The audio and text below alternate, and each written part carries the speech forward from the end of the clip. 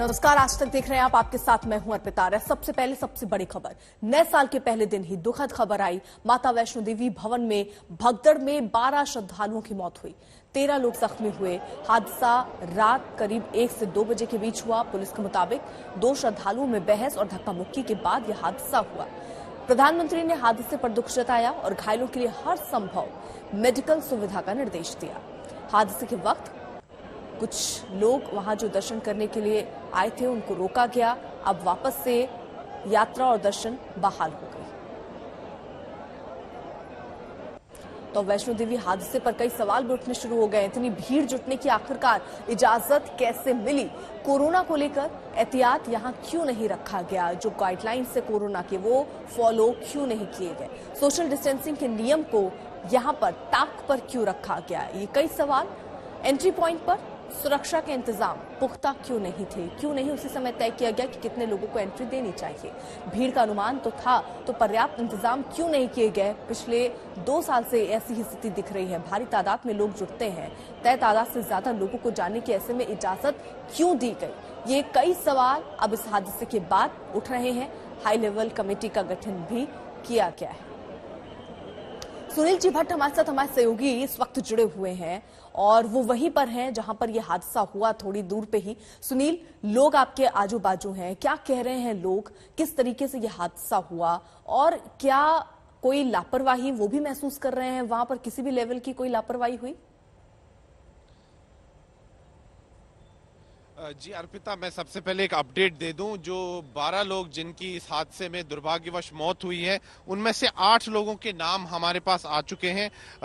धीरज कुमार जिसकी उम्र 26 वर्ष है, ये नौशेरा राजौरी जिले का रहने वाला है। इनकी इसमें जो है मृत्यु हुई है। श्वेता सिंह गाजियाबाद उत्तर प्रदेश से, विनय कुमार बदरपुर दिल्ली से, सोनू पांडे बदरपुर दिल्ली से, ममता जज्जर हरियाणा से, धर्मवीर सिंह सहारनपुर उत्तर प्रदेश से, विनीत सिंह सहारनपुर उत्तर प्रदेश से, डॉक्टर अरुण प्रताप सिंह गोरखपुर उत्तर प्रदेश से। तो जो 12 लोगों की इस हादसे में मौत हुई है, उनमें से 8 लोगों के नाम हमारे पास हैं। और अभी भी अर्पिता, अगर मैं आपको बता दूं तो आप देख सकते हैं कि समूचे क्षेत्र में यात्रियों की संख्या कितनी है। भीड़ काफी ज्यादा है। आज 1 जनवरी है, नववर्ष का आगमन हो चुका है। तो कल से ही यात्रियों की भीड़ यहाँ काफी ज्यादा शुरू हो गई थी आना।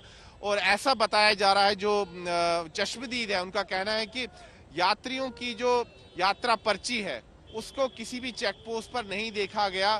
तो इसी वजह से भारी संख्या में यात्रीगण भवन के क्षेत्र में पहुंच गए, ऐसा कुछ लोगों का आरोप है प्रशासन पर। हालांकि इसकी अभी जांच होना बाकी है, उससे सारे तथ्य सामने आएंगे। लेकिन जो यात्री हैं, जो चश्मदीद हैं, उनका यही कहना है। इस समय काफी यहाँ पर यात्रीगण हैं जो देश के अलग अलग भागों से आए हैं। हम इनसे बातचीत करते हैं और जानते हैं कि आखिरकार कल मध्य रात्रि के बाद भवन के क्षेत्र में ये हादसा कैसे हुआ, जिसमें 12 लोगों की जान चली गई। जी आप बताइए, आपका नाम? गिरीश। कहाँ के रहने वाले हैं? मैं ग्रेटर नोएडा। अच्छा, हाँ। तो क्या हुआ, कल आप वहाँ मौजूद थे? बिल्कुल बिल्कुल, मैं उसी में था। उसमें एक्चुअली ये हुआ, एकदम दोनों तरफ से भीड़ इकट्ठी हो गई। इकट्ठी होना, मैंने जहाँ तक देखा, एक बंदा पुलिस वाला हो या सीआरपीएफ वाला, मुझे नहीं पता, 3-3 डंडे जो हम लोग ये लेके चलते हैं, वो उठा के मार रहे हैं पब्लिक को। उसने जैसे ही मारना स्टार्ट किया, पब्लिक पीछे को एकदम भागने लगी। मैं उस भीड़ में खुद दबा हुआ था। मैं जैसे तैसे निकला हूँ। निकलने के बाद में जो लाइन जा रही थी उसके लिए, जो इस पे क्या नाम है, दर्शन के लिए गेट नंबर 3 से, मैं जैसे तैसे ऐसे करके उसका जो खंबा पकड़ के बहुत मुश्किल से लटका हूँ और उधर जाके पलट गया हूँ, तब जाके बच पाया हूँ। आपने कोई वीडियो है उसका आपके पास? बिल्कुल। वो जरा निकालिए तब तक हम तब तक किसी और यात्री से भी बात करते हैं। जी आप बताइए, आपका नाम? जी, मेरा नाम दीपाली है, मैं इंदौर से हूँ, एमपी से। अच्छा, तो क्या उस हादसा जब देर रात को हुआ वहीं? बिल्कुल, वो हादसा हमने आंखों से देखा है और बहुत ही खतरनाक हादसा है, जिसकी वजह से मैं डर गई थी और मैंने मेरे हस्बैंड को बोला अपन नीचे चलते हैं। फिर भी वो मुझे बोला कि चलो आगे चलते हैं, पर आगे जाके हमने देखा कि वहाँ बहुत अनलिमिटेड संख्या थी, जिसको संभालने वाला कोई पुलिस, कोई प्रशासन नहीं था। हम बार बार यही सोचे थे कोई पुलिस आए ये भीड़ को नियंत्रण कर ले, पर यहाँ कोई पुलिस नहीं है, कुछ भी नहीं है, तो जनता कहाँ जाएगी। ऐसा आरोप लगाया जा रहा है कि पर्ची को चेक नहीं किया, पर्ची चेक नहीं हुई थी। सब पब्लिक, इतने बड़े भवन में पब्लिक खुद आ रही है और अपने मन से सब कुछ कर रही है, उसको संभालने वाला बिना पर्ची के यात्री नहीं। पर्ची तो ली थी, ट्रेनें आई थी, पर्ची कोई चेक नहीं हुई थी। पर्ची तो इन लोगों ने निकाली, इनको पता है कितनी संख्या आई है यहाँ पे। तो क्या कह रहे हैं कि ज्यादा यात्रियों को पर्चियां दे दी गई? फिर इतने सारे यात्री, इनको तो पता है ना, पर्ची तो इन लोगों ने निकलवाई है ना। जी आप बताइए, आपके पास वो वीडियो है, जरा दिखाइए क्या है वीडियो। ये रहा, ये देखिए, मैं कैमरा पर्सन से कहूंगा वो जूम इन करे। ये कल की स्थिति है, ये चश्मदीद है। ये कह रहे हैं कि बड़ी मुश्किल से इन्होंने अपनी जान बचाई। आप देख सकते हैं मेरे 2 फ्रेंड ऑलरेडी इंजर्ड है, वो इंजर्ड है 2%, बिल्कुल। क्या नाम है उनका? एक का नाम है सन्नी और दूसरे का नाम है चंदू। अच्छा, वो जख्मी है? कौन से अस्पताल में लिया गया? अस्पताल में नहीं, अभी रूम पे है वो, उनको लेके आए हम लोग। उनके कहीं दबका चोट लगी हुई है। अच्छा, हल्की चोट है? बिल्कुल, वे लेके आए हम लोग 2 अभी वो इसमें यहीं पे होटल में है 2 बंदे, हम लोग 15 लोग आए हैं टोटल। हाँ, आप बताइए क्या कहना चाहते हैं? ये पास है, कहीं चेक नहीं हुआ। जब चेक होता है तो उसको फाड़ के अपने पास रखते हैं, कोई ऐसी कार्रवाई नहीं। आपका पास चेक ही नहीं हुआ कहीं भी? किसी का चेक नहीं हुआ। आप लोग जरा थोड़ा पीछे पीछे जाइए। कोविड की महामारी है, आप भी थोड़ा जरा गंभीरता दिखाइए। आप में से ज्यादातर लोगों ने मास्क भी नहीं पहना है। आप देख सकते हैं कि इस समय देश में कैसी स्थिति उत्पन्न हो रही, तीसरी लहर शुरू हो रही है और आप लोग इतना जमावड़ा कर रहे हैं, मास्क नहीं पहन रहे। बताइए। Yes sir. हाँ, तो फिर क्या हुआ जब आप यहाँ नीचे पहुंचे? नीचे मैं तो अभी पहुंचा हूँ एक्चुअली। अभी हमारे और एक फ्रेंड मेरा एक्चुअली गायब हो गया था, उसको मैं खोजते खोजते 2 बंदे वहां से निकले हैं, बाकी सब वहां बैठे हैं। वहां पे हॉस्पिटल में भी हम लोगों ने कांटेक्ट किया कि मेरा एक बंदा डालचंद सैनी फरीदाबाद से, वो गायब है।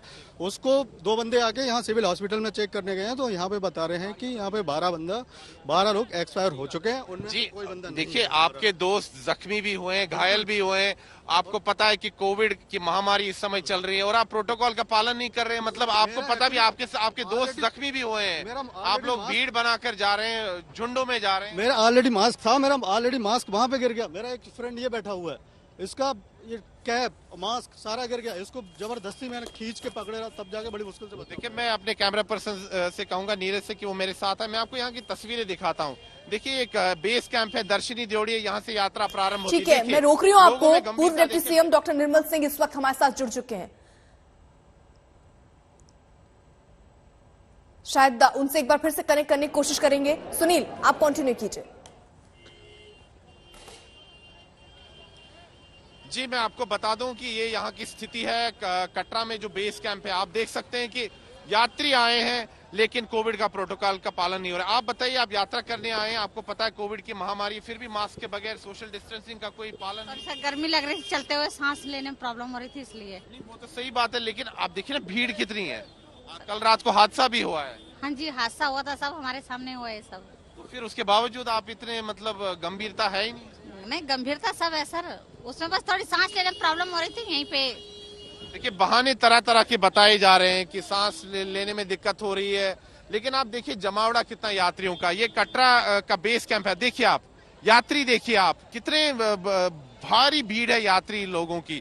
आज नववर्ष का आगमन हुआ है, इसको लेकर जो देश भर से श्रद्धालु हैं वो यहाँ आए हैं माता वैष्णो देवी की यात्रा के लिए, लेकिन कोविड के प्रोटोकॉल का पालन नहीं हो रहा है।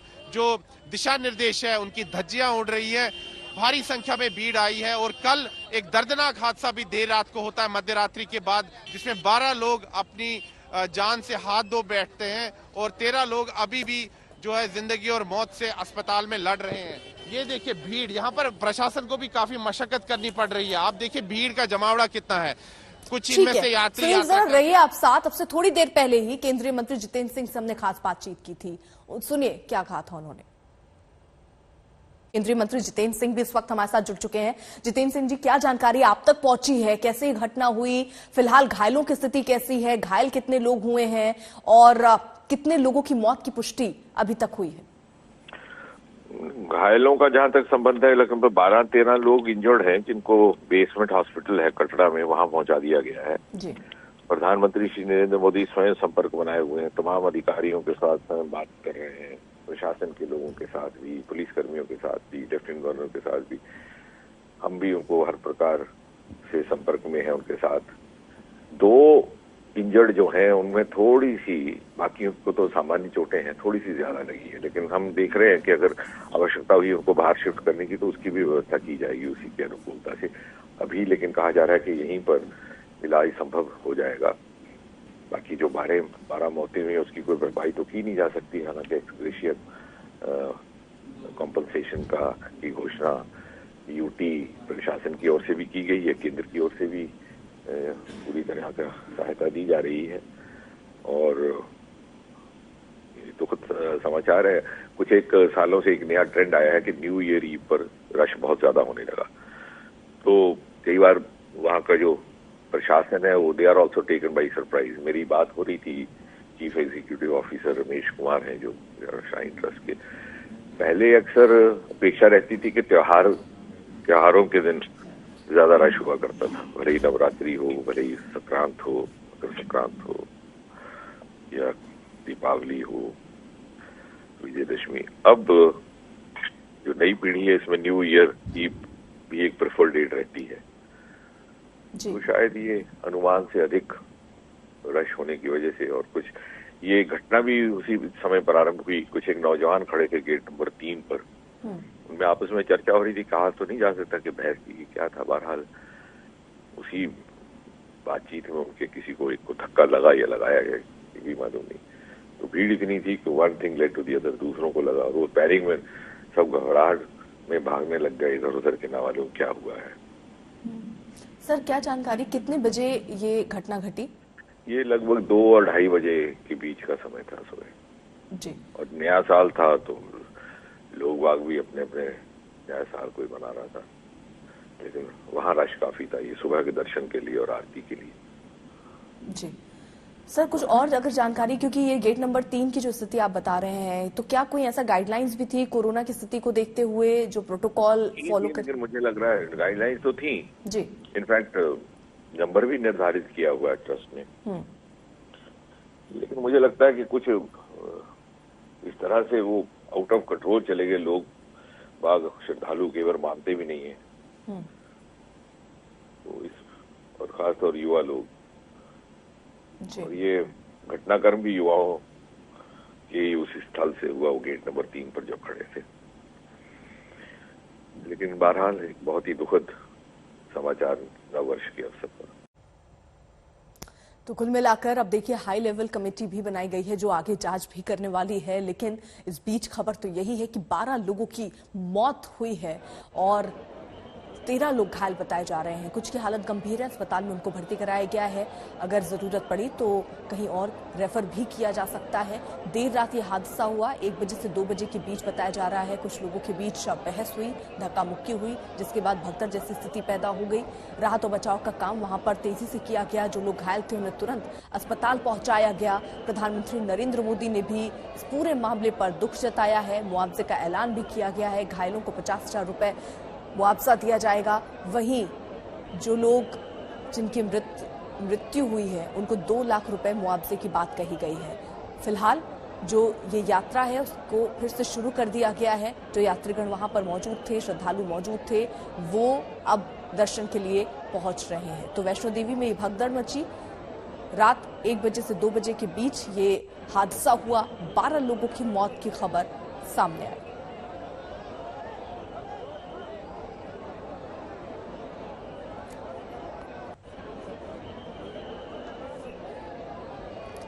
पूर्व deputy CM doctor Nirmal Singh ने क्या कहा, इस पूरे मुद्दे पर सुनिए।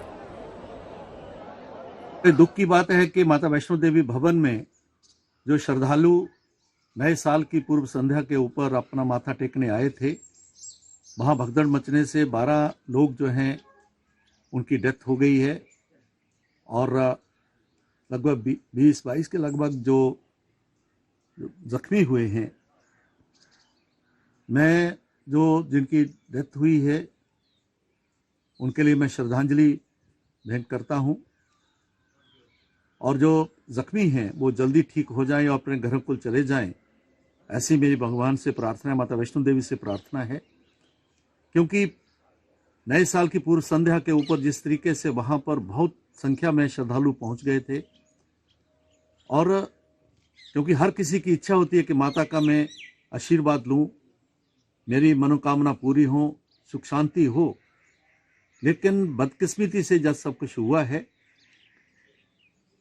संतोष की बात है कि जो सरकार ने जिस प्रकार से वहां की व्यवस्था ने इमीडिएटली जो कार्रवाई की है, जिसके कारण जो इंजर्ड हैं उनको अस्पताल पहुंचाया गया है, और जानकारी के मुताबिक कुछ लोग तो उनको डिस्चार्ज कर दिया गया है। यात्रा रेगुलेट हो गई है और माता के दर्शन लोग कर रहे हैं। हमारे संवाददाता कमलजीत संधू ने बात की जम्मू कश्मीर के डीजीपी दिलबाग सिंह से। माता वैष्णो देवी श्राइन में एक भगदड़ का इंसिडेंट सामने आया है। हमारे साथ इस वक्त है जम्मू कश्मीर पुलिस के डीजीपी दिलबाग सिंह। सर, नए साल में इस तरह की घटना होना, आप बताएंगे कि क्या हुआ वहां पे आसिफ में, और कितने लोग घायल हैं और कितने लोगों की डेथ हो चुकी है? बहुत अफसोसनाक वाक़ा है। रात को 2:30 बजे के करीब गेट नंबर 3 जहां से आगे माता के दरबार के दर्शन लिए जाते हैं, वहां पर ये वाक़ा पेश आया। जो इनिशियल सुनने में आ रहा था कि कहीं लाइन में नौजवान बच्चे थे, उन्होंने किसी दूसरे को पुश किया थोड़ा सा, उसमें बाकी लोग भी थोड़ा सा उसमें धक्के मुक्की के माहौल में आगे पीछे हुए, और जिसमें थोड़ा सा भगदड़ का माहौल हो गया। इसलिए स्लोपी एरिया है क्लॉक रूम पास में, जहाँ सामान वगैरह रखते हैं लोग दर्शन करने के जाने से पहले, वहाँ भगदड़ के दौरान काफी लोग जख्मी हुए। वहाँ पुलिस, सीआरपी, हमारे जो श्राइन बोर्ड की सिक्योरिटी के लोग हैं वो तैनात थे। उन्होंने इमीडिएटली इवैक्यूएशन रेस्क्यू का काम शुरू किया और इंजर्ड लोगों को नीचे कटरा में हॉस्पिटल में पहुंचाया गया। सर, इसमें अपने आप में एक डिफिकल्टी है, क्योंकि एक टेरेन है जो कि एक डंडी की तरह ऊपर जाता है, कई लोग घोड़े पे जाते हैं, तो वहां से हॉस्पिटल में पहुंचाने में किस तरह की दिक्कत हुई है? अब लोगों को ऑर्गेनाइज, हमने हमेशा देखा है कि ऑर्गेनाइज तरीके से यात्रा होती है, तो ये कैसे हो गया इंसिडेंट? सर, लोग बड़े ही डिसिप्लिन में क्योंकि श्रद्धा के साथ वहां जाते हैं, कभी ऐसा वाक़ा होता नहीं है, दूसरे के साथ खड़े होते हैं।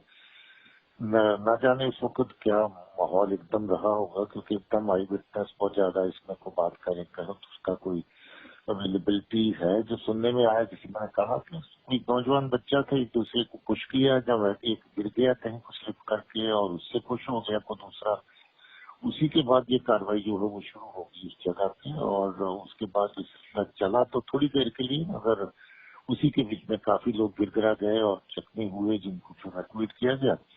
ऐसा कभी पहले हुआ नहीं है। बहुत बड़ी बड़ी तादाद में आते हैं लोग यात्रा में, नवरात्रों में तो बहुत ही ज्यादा लोग आते हैं। और नीचे जाने, सर, क्या ये यात्रा अभी के लिए सस्पेंड की गई है या क्या मेजर्स लिए गए हैं? यात्रा रिज्यूम कर दी थी। यात्रा थोड़ी देर के लिए ही उस वक्त डिसरप्ट हुई थी। थोड़ी देर के बाद फिर से जब इवैक्यूएशन हो गई और यात्रा शुरू कर दी, रात को डीआईजी पुलिस और एसएसपी पुलिस, एसपी कटरा सब मौके पर उसी वक्त दौड़ गए थे, पहुंचे वहां पर, रेस्क्यू के काम भी देखे और बाकी चीजें भी देखी, हालात का जायजा भी लिया। अभी भी वहीं मौजूद है। यात्रा इस वक्त स्मूथली चल रही है। आपने कहा हाँ, ट्रेन तो टफ है, फासला है, नीचे इवैक्यूएट करने में टाइम भी लगता है, मगर एक अल्टरनेट रोड अभी बनी है जिसके जरिए से गाड़ी नीचे आ सकती है, बैटरी कार भी आ सकती है, दूसरी गाड़ी भी आ सकती है इमरजेंसी की सूरत में। काफी जल्दी से उनको शिफ्ट किया गया, कुछ ज्यादा टाइम नहीं लगा, मगर फिर भी क्योंकि कुछ लोग ज्यादा सीरियस जख्मी हो गए भगदड़ के बीच में, जिसमें 12 लोगों की मौत हो गई, जिसमें 2 महिलाएं भी शामिल हैं। चश्मदीदों का क्या कहना है जिन्होंने इस मंजर को अपनी आंखों से देखा, सुनिए। आप थे, क्या देखा आपने? सर, वहाँ पे क्या हुआ, पब्लिक यहाँ से आती रही, वहाँ से दर्शन करके आती हुई, तो वहाँ पे काफी लोग जमा होते रहे बाहर निकलने के लिए, यहाँ से लोग जाए नहीं, तो यहाँ के लोगों ने धक्का दिया, यहाँ के लोगों ने धक्का दिया, उस चक्कर में हो गया। बच्चे लोग नीचे फैले हुए थे सर, लेडीज लोग बहुत दबी हुई थी। हम अकेले थे, फैमिली के साथ नहीं थे, हम लड़कियों को लेके ऊपर रखा, छोटी सी बच्चियों को। हाँ, तो भीड़ काफी ज्यादा थी। बहुत ज्यादा थी। तो क्या हुआ, भगदड़ कैसे मची? भगदड़ पब्लिक ज्यादा होने के कारण हो गई। कह रहे हैं कोई झगड़ा हुआ लोगों के बीच? लाठीचार्ज भी हुई है ना, लाठीचार्ज हुई है, लाठीचार्ज। झगड़ा नहीं हुआ, आपकी मतलब निकल नहीं पा रहे थे ना, तो पुलिस वालों ने किया है। बॉडी भी उठाने वाला सर कोई नहीं था। पब्लिक में से बॉडी उठाया गया है, स्ट्रेचर भी इनके पास अवेलेबल नहीं था, मेडिकल के नाम पे कुछ भी नहीं था, डॉक्टर कोई भी नहीं था। मैं मंदिर परिसर में था। जान बचाई जा सकती थी, लेकिन उस वक्त कुछ फैसिलिटी नहीं थी, तो क्या करते, इतना चलता है, कोई है ही नहीं, फैसिलिटी नहीं है। आप मुझे बताइए, प्रशासन पर तो आप आरोप लगा रहे हैं, वो तो ठीक है, वो जांच का विषय है, लेकिन आप लोगों को भी कोविड के प्रोटोकॉल का ध्यान रखना चाहिए। हम एक पर्ची लेते हैं, यात्रा पर्ची, कौन देता है हमें? प्रशासन देता है, यहाँ का मैनेजमेंट देता है। कहा जा रहा है कई लोग पर्ची के बगैर। नहीं, ये गलत बात है। पर्ची चेक ही नहीं करी गई वहाँ पे, पर्ची चेक ही नहीं करी, ये तो प्रशासन की गलत है। पर्ची है, इनके चेक करेंगे, हमारे पास सबके पास है, ई टिकट है, ये तो गलत है। ये सारा जनता पे जो लगाया जा रहा है, ये गलती मैनेजमेंट की है। स्कैन भी नहीं हुआ, पर्ची चेक भी नहीं हुआ, और सीधा कईयों के तो मोबाइल अंदर चले गए, यहाँ पुलिस वालों तक नहीं चेक किया किसी ने। सुनील जी भट्ट हमारे साथ, हमारे सहयोगी इस वक्त जुड़े हुए हैं, जिन्होंने वहां पर चश्मदीदों से बात की, क्या कह रहे थे वो हमने सुना। सुनील जी भट्ट, कुछ और लोग भी आपके साथ हैं, उनसे भी बात कीजिए, क्या मंजर रहा, क्योंकि अलग अलग बातें आ रही हैं। कहा जा रहा है कि जो पर्ची थी वो चेक करने वाले कोई नहीं थे, कोई भी लोग बिना पर्ची के अंदर दाखिल हो रहे थे, जो इंतजाम वहां पर होने चाहिए मेडिकल के, वो मेडिकल के इंतजाम नहीं थे। और लोगों से पूछिए क्या कह रहे हैं वो। जी बिल्कुल अर्पिता, मैं यहाँ पर कुछ यात्रियों से बात करता हूँ और जानता हूँ कि आखिरकार कल का जो हादसा है वो कैसे हुआ। जी आप बताइए, आपका नाम? जी मेरा नाम नरेश है, मैं हरियाणा से करनाल से हूँ। मैं उस टाइम वहीं पे था जब ढलान थी, ढलान से धक्का आया, धक्के की वजह से जो श्रद्धालु थे वो नीचे जमीन पे धंस गए। जो 20-25 आदमी थे वो वहीं पे बेहोश हो गए। वहाँ पे इनके पास कोई सुविधा नहीं थी, कोई एम्बुलेंस नहीं थी। आपने कैसे अपनी जान बचाई? जान मैंने वहाँ पे ऊपर बाथरूम के ऊपर चढ़ के, वहाँ पे ऊपर चढ़ के चढ़ाई है जी, जान बचाई है। मैं निकालने के लिए गया, वहाँ आर्मी वालों ने लाठीचार्ज कर दी। लाठीचार्ज करने के बाद वहाँ पे भगदड़ मच गई। भगदड़ मचने के बाद जो नीचे पड़े हुए थे उनके सर पे कहीं पे चोट लगी, कहीं पे कुछ नहीं था। इनके पास कोई सुविधा नहीं थी, एम्बुलेंस नहीं थी, ना कोई वो व्हील चेयर थी, कुछ नहीं था जिनके पास। कहा जा रहा है कि कुछ लोगों के बीच में आपस में बहसबाजी हुई। बहसबाजी कुछ नहीं हुई थी, सिर्फ भीड़ ज्यादा थी सर।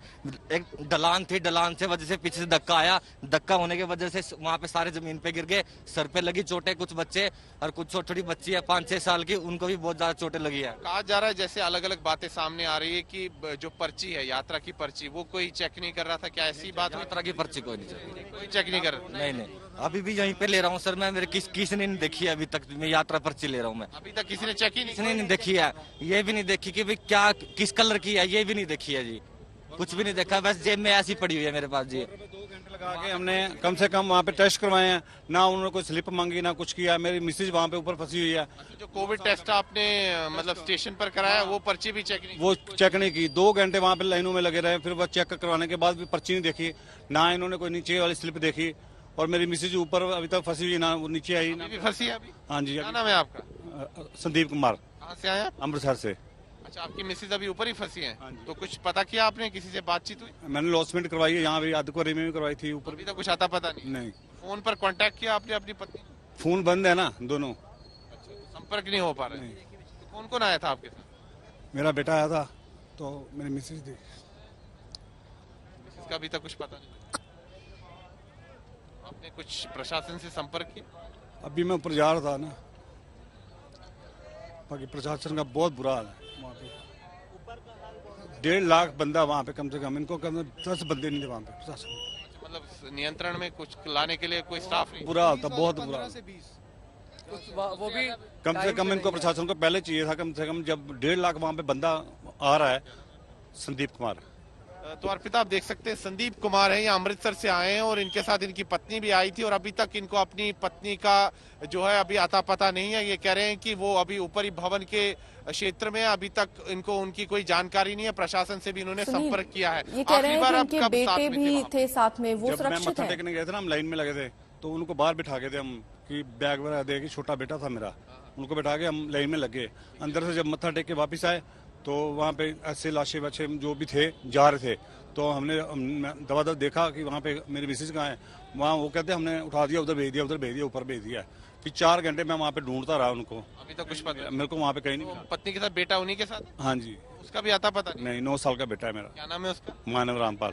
मानव रामपाल। हाँ जी। उसका भी कोई आता पता नहीं? नहीं सर। तो कोई फोन पर आपने कोशिश की थी बात करने? मैंने अपने घर पे फोन किए हैं अभी, मतलब कि अपने भाभी को, अपने जो भी रिलेटिव हैं उनको फोन करके बताया कि वहाँ पे आपको कॉल तो नहीं आई गई ऊपर से पीछे से की हो आपको कि मैं यहाँ पे हूँ या कैसे है?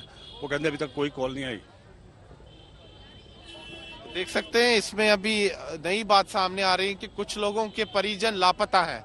जैसे कि ये सज्जन है, अमृतसर से आए हैं, दर्शनों के लिए आए थे और इनका कहना है कि इनको अभी अपनी पत्नी और उनके बेटे का अभी कुछ अता पता नहीं है। वो शायद भी भगदड़ जब मची थी तो कहाँ चले गए अभी उसके बारे में जानकारी नहीं है। अब इन्होंने प्रशासन से भी संपर्क किया है, तो प्रशासन ने कोई आश्वासन दिया आपको कुछ? अभी मैंने अलॉटमेंट करवाई है, मैं बस सिर्फ ऊपर जाने वाला हूँ। अब मैं उससे बात करने जा रहा हूँ, जो नहीं होगा तो फिर मैं जहाँ पे होटल पे, जहाँ पे हमने होटल लिया था वहाँ पे देखने जा रहा हूँ। उसके बाद मैं ऊपर जाना पड़ेगा मेरे को दोबारा फिर। तो आप देख सकते हैं कि कितना एक मानवीय संकट भी है, क्योंकि ये जो यात्रा है 14 किलोमीटर लंबी यात्रा है। ये जो पूरा यात्रा मार्ग आप देख रहे हैं 14 किलोमीटर लंबा यात्रा मार्ग है और वहां त्रिकूट पर्वत पर माँ वैष्णो देवी का दरबार है। तो ये जो सज्जन है जो अमृतसर से आए हैं, इनके लिए काफी इस समय मुश्किल समय है, क्योंकि इस पूरे यात्रा ट्रैक पर अब इनको अपनी पत्नी और बेटे को ढूंढना पड़ेगा। प्रशासन से इन्होंने संपर्क किया है। इन्होंने यहाँ पर कई स्थानों पर घोषणाएं भी प्रशासन ने की है कि अगर इनकी पत्नी और बेटा कहीं है तो वो इनसे मिले, लेकिन अब तक दुर्भाग्य से इनको कोई संपर्क उनके साथ स्थापित नहीं हो पाया है। ऐसे चश्मदीद तो ये बात भी चश्मदीद बता रहे थे कि इससे पहले भी धक्का मुक्की हुई, लेकिन वो बवाल फिर थम गया, उसके बाद दोबारा से बवाल बढ़ा। क्या जो आपके साथ लोग मौजूद हैं वो भी इसी बात को दोहरा रहे हैं? जी बिल्कुल, मैं ये प्रश्न इन्हीं से पूछूंगा। ऐसे कह रहे हैं कि कुछ लोग वहां आए थे, उन्होंने बहसबाजी की थी, फिर बवाल हुआ था, फिर नियंत्रण में हो गया था फिर मसला, लेकिन दोबारा फिर भगदड़। उस टाइम मैं तो आपको बोला ना कि मैं तो मत्था टेकने गया था अंदर से।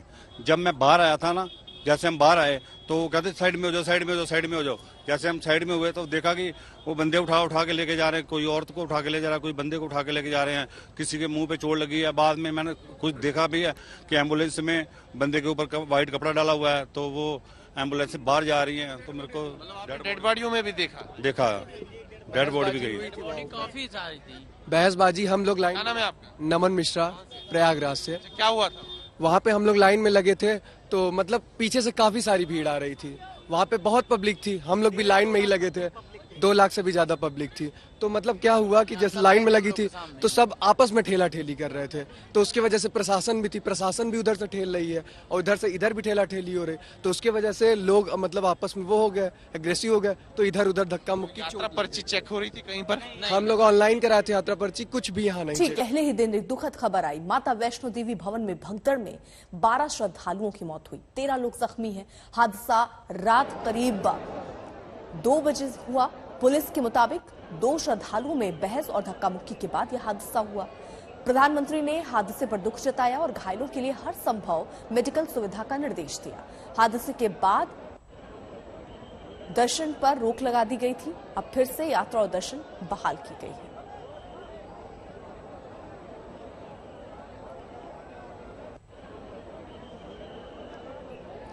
वहीं हेल्पलाइन नंबर भी जारी किया गया है, ताकि बहुत सारे भी लोग सामने आ रहे हैं जिनके अपने मिल नहीं रहे हैं। इन नंबरों पर आप कॉल करके जानकारी हासिल कर सकते हैं कि फिलहाल स्थितियां क्या हैं, इसलिए इस हेल्पलाइन नंबर को जारी किया गया जो आपके सामने हम रख रहे हैं। वैष्णो देवी हादसे पर आप इस नंबरों पर फोन करके जानकारी हासिल कर सकते हैं। अगर आपके अपने अभी तक आपसे संपर्क ना कर पा रहे हो तो इन नंबरों पर कॉल कर लीजिए। लेकिन इसी के साथ साथ सवाल अब कई खड़े हो रहे हैं कि आखिरकार लापरवाही ये किसके माध्यम से हुई, क्यों वहां पर वो पर्याप्त इंतजाम नहीं किए गए थे, क्यों वहां पर पुलिस के अधिकारी मौजूद नहीं थे, और कई और सवाल। लेकिन फिलहाल जानकारी तो ये कि हाई लेवल कमेटी भी गठित की गई।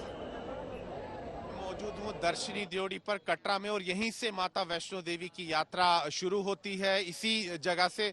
और इस समय भी अगर मैं आपको यहाँ की तस्वीरें दिखाऊं तो देखिए कितनी भारी संख्या में यहाँ पर यात्रीगण है।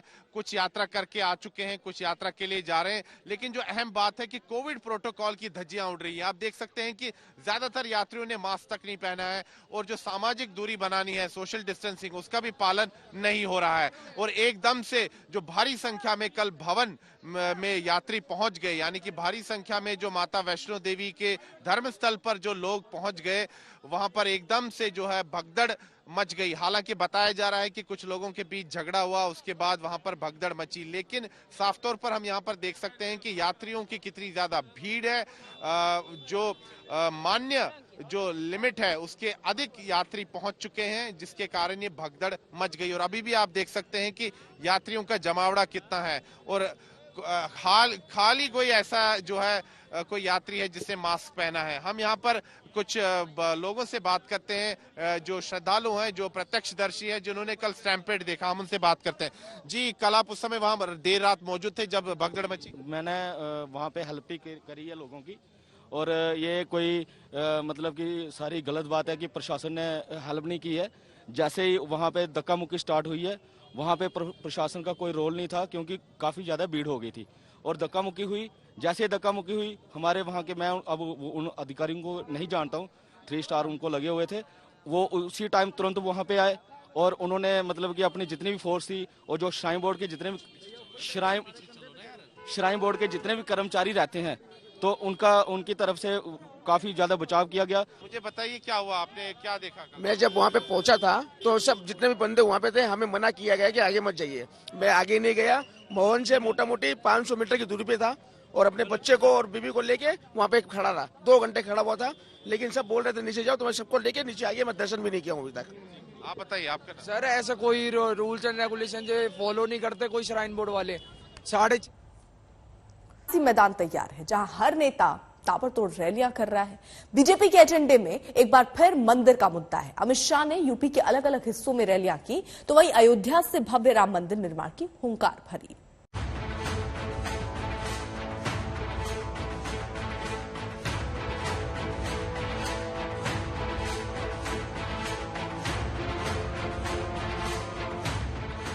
जय श्री राम, जय जय श्री राम।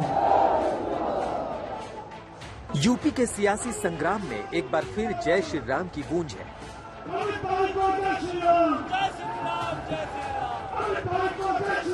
मंदिर के मुद्दे के साथ बीजेपी मैदान पर है। आज अमित शाह अयोध्या में रामलला के दर्शन के लिए पहुंचे, जहां शाह ने अयोध्या की जमीन से राम मंदिर के मुद्दे को लेकर विपक्ष पर जमकर हमला किया। भैया याद है या नहीं है? कार सेवकों पर गोली चलाई थी, याद है या नहीं है? राम सेवकों पर डंडे चलाए थे, याद है या नहीं है? राम सेवकों को मारकर मां सरयू में बहा दिया गया था, याद है या नहीं है?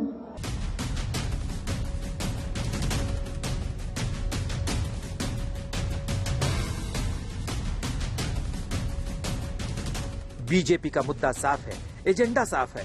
विकास के साथ वो हिंदुत्व, राष्ट्रवाद और मंदिर जैसे मुद्दे को नहीं छोड़ना चाहती। वो मुद्दे जिन्होंने बीजेपी को दुनिया की सबसे बड़ी पार्टी बनाया। यही का समर्थन लेकर के जब ये लोग सरकार बनाते थे तो कहते थे राम और कृष्ण तो हुए ही नहीं है। जो भारत की धरती पर जन्म न लिया हो, वह व्यक्ति अगर एक बार कहे तो स्वीकार्य हो सकता है, लेकिन जो भारत की धरती पर जन्म लेकर के भारत की जनता पर शासन करने का दम भरता हो, अगर वह व्यक्ति कहता है कि राम और कृष्ण नहीं हुए हैं, तो देश की जनता को बर्दाश्त नहीं करना चाहिए। उधर लखनऊ में योगी आदित्यनाथ ने आशाओं के सम्मेलन कार्यक्रम में मोबाइल वितरण किया, जिसमें 80,000 आशा वर्कर को स्मार्टफोन दिए गए। वहीं योगी आदित्यनाथ ने लखनऊ में ऑक्सीजन प्लांट और कोरोना के खिलाफ तैयारियों का जायजा लिया। योगी आदित्यनाथ ने जहां राज्य में स्वास्थ्य को लेकर खुद की पीठ थपथपाई, तो वहीं अखिलेश सरकार पर कोविड को लेकर हमला करते नजर आए। विगत 4.5 वर्ष के अंदर बेहतरीन सफलता प्राप्त की, बल्कि प्रदेश के अंदर स्वास्थ्य सुविधाओं के विस्तार करने, यानी हेल्थ इंफ्रास्ट्रक्चर के विस्तार करने में भी हमने सफलता प्राप्त की है। आज इसी का परिणाम है कि उत्तर प्रदेश हर जनपद में एक मेडिकल कॉलेज खोलने की ओर अग्रसर है। कितने लोगों की जान गई है, कितने दाह संस्कार इकट्ठे होते थे इसी घाट पर। यही कन्नौज का मेहंदी घाट, न जाने कितने लोगों की यहाँ पर दाह संस्कार हुआ है। लकड़ी नहीं पूजी यहाँ पर, सोचिए आप। हर दिन अखबार में निकलता था, हर दिन में जानकारी हासिल करता था कि क्या मदद करें, कैसे पहुंचाएं, क्या ना कर सकें। लेकिन लोगों के लिए, चिता के लिए ये लकड़ी नहीं दे पाई भारतीय जनता पार्टी के लोग। ये भारतीय जनता पार्टी के लोगों की वजह से गरीब लोगों ने अपने परिवार के सदस्यों को गंगा में बहा दिया। कितनी लाशें बही हैं, चील कौए खाते हमने देखी लाशें। और केवल कन्नौज नहीं, उन्नाव, इलाहाबाद, वाराणसी, आपका गाजीपुर और बक्सर तक यूपी की लाशें पहुंची हैं। कैसे भारतीय जनता पार्टी अपने फेस करेगी इन चीजों को?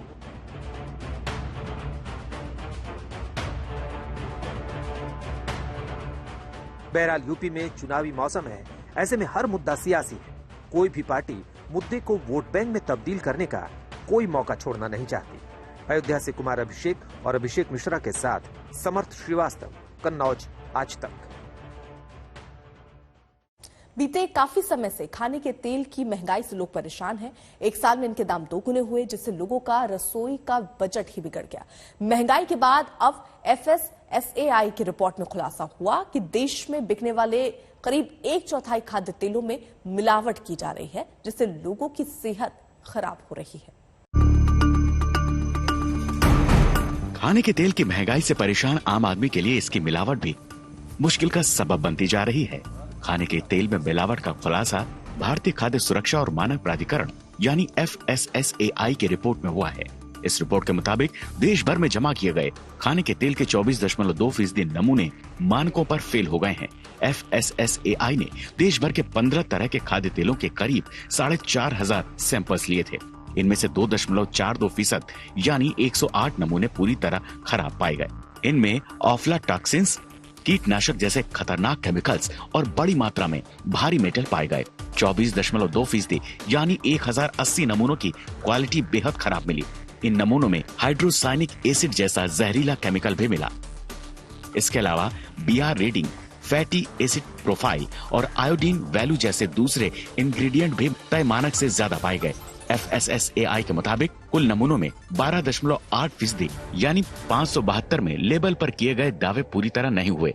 इन खाद्य तेलों में विटामिन A, D मिलने के दावे किए गए थे, लेकिन टेस्टिंग में फेल हो गए। ऐसे सैंपल्स को मिस ब्रांडिंग कैटेगरी में रखा गया है। कई खाद्य तेलों में दूसरे तेल और केमिकल्स की मिलावट देखी गई, जबकि कुछ सेल्फ लाइफ जैसे मानकों को पूरा नहीं कर सके। FSSAI ने पिछले साल सभी तरह के तेल के सैंपल्स जुटाए थे, जिन्हें जांच के लिए अलग अलग लैब्स में भेजा गया था, जहां सुरक्षा, क्वालिटी, मिस ब्रांडिंग जैसे मानकों पर इनकी टेस्टिंग की गई। सैंपल्स की टेस्टिंग के बाद FSSAI ने इस साल 9 सितंबर को सभी स्टेक होल्डर्स के साथ बैठक की थी। इसमें ऑयल सर्वे रिपोर्ट को साझा कर कंपनियों से क्वालिटी और सुरक्षा को लेकर चिंता जताई गई। खाद्य नियामक ने तेल उत्पादक कंपनियों से कहा है कि मिलावट को लेकर उनकी तरफ से जरूरी कदम उठाए जाएं। FSSAI ने प्रवर्तन एजेंसियों और राज्यों की जांच इकाइयों को मिलावट रोकने के आदेश दिए हैं। कृषि और खाद्य प्रसंस्करण मंत्रालय ने मिलावट करने वालों के खिलाफ सख्त कार्रवाई का नियम बनाकर तकनीकी और दूसरे तरीकों से इस पर काबू पाने के निर्देश दिए। आज तक ब्यूरो।